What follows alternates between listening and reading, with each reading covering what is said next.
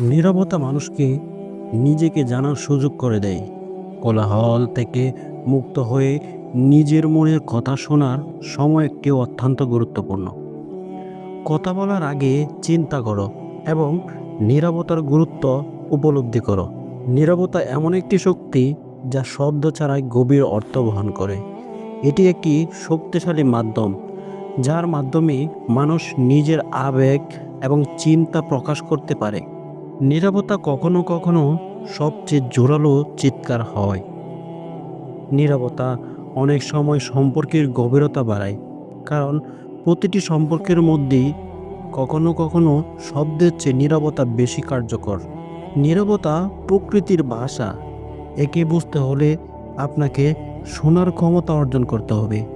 প্রকৃতির মধ্যে যে নিস্তব্ধতা বিরাজ করে তা অনেক সময় মানুষকে জীবনের গভীর অর্থ উপলব্ধি করতে সাহায্য করে।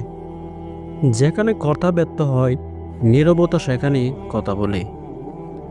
নীরবতা এমন একটি বন্ধুর মতো যা কখনো বিশ্বাসঘাতকতা করে না।